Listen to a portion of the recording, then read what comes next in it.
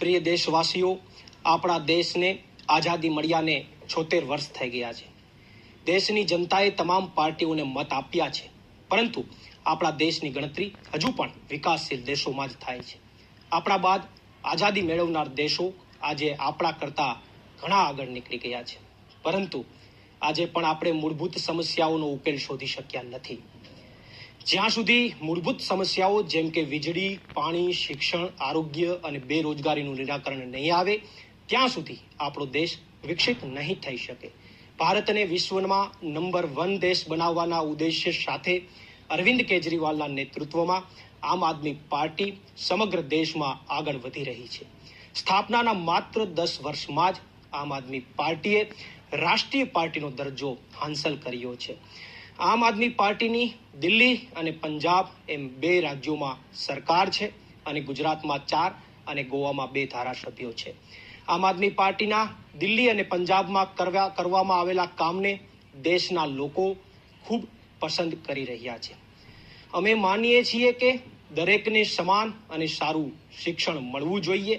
ગરીબ અને મધ્યમ વર્ગના બાળકોને પણ એવું જ શિક્ષણ મળવું જોઈએ જે આજે અમીર પરિવારના બાળકને મળે છે. એ જ દિશામાં કામ કરીને અમે દિલ્હીની તમામ શાળાઓને શાનદાર વિશ્વ કક્ષાની શાળાઓ બનાવી દીધી છે અને પંજાબમાં પણ અમે સરકારી શાળાઓને શાનદાર બનાવી રહ્યા છીએ. આજે આ શાળાઓમાં અભ્યાસ કરીને ગરીબ પરિવારના બાળકો પણ એન્જિનિયર, ડોક્ટર અને મોટા ઓફિસર બની રહ્યા છે. અમે શિક્ષણ અને સ્વાસ્થ્ય ક્ષેત્રને સૌથી વધુ મહત્વ આપ્યું અને બજેટનો મોટો હિસ્સો આ ક્ષેત્રને ફાળવ્યો, જેથી શાળાઓ અને હોસ્પિટલોને ઠીક કરવા માટે પૈસાની અછત ન રહે. આજે અમે દિલ્હી અને પંજાબમાં વિવિધ સ્થળોએ મહોલ્લા અને ગામડાના ક્લિનિક્સ ખોલ્યા છે, જ્યાં સારવાર સંપૂર્ણપણે મફત છે, ત્યાં સુધી કે દવાઓ અને અનેક ટેસ્ટ પણ મફત છે. અમે સમગ્ર દેશમાં આવી વ્યવસ્થા ઈચ્છીએ છીએ. ભારતને વિકસિત રાષ્ટ્ર બનાવવા માટે આપણે આપણા લોકોનો વિકાસ કરવો પડશે.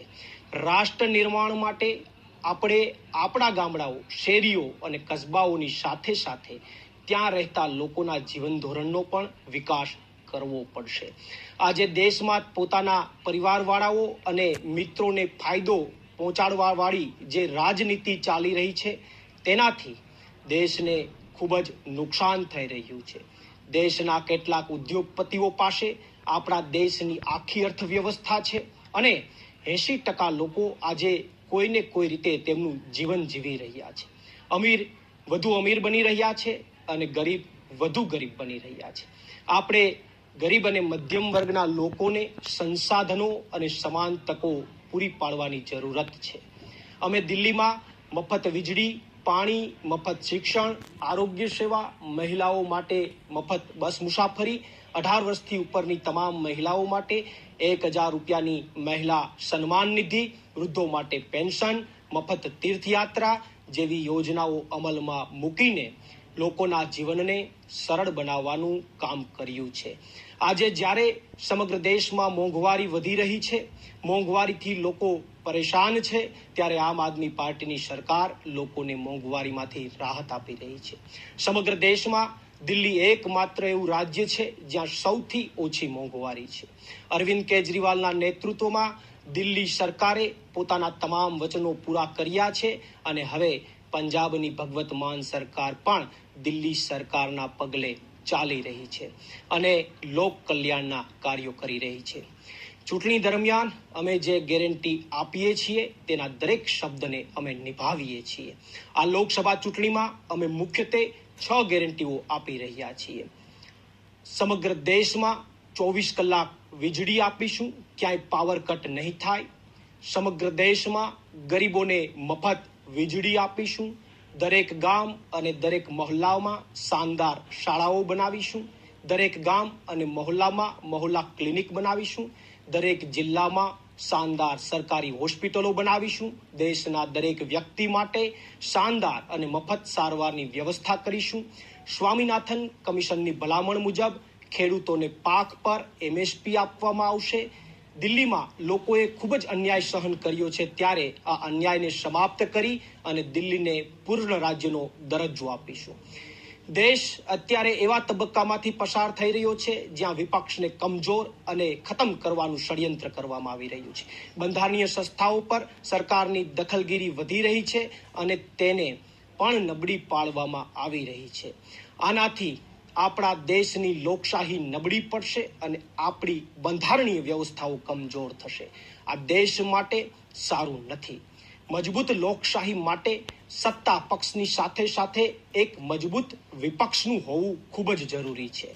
જો વિપક્ષ નહીં હોય તો સત્તા નિરંકુશ બની જશે, પછી તે લોકશાહી નહીં રહે, તે તાનાશાહી બની જશે.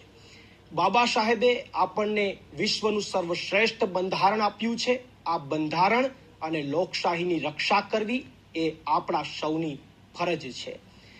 ભારતને વારસામાં મળેલી રામ રાજ્યની પરિકલ્પનાને આપણે અનુસરવી જોઈએ અને આપણે દેશને એવું રામ રાજ્ય આપવાનું છે જેમાં દરેક વ્યક્તિ સુખી હોય, ખુશ હોય, દરેકને ન્યાય અને સમાન તકો મળે, દરેકને સ્વાભિમાન સાથે જીવન જીવવાનો અધિકાર મળે, દરેકને સારું શિક્ષણ, આરોગ્ય, વીજળી, પાણી અને રોજગાર મળે.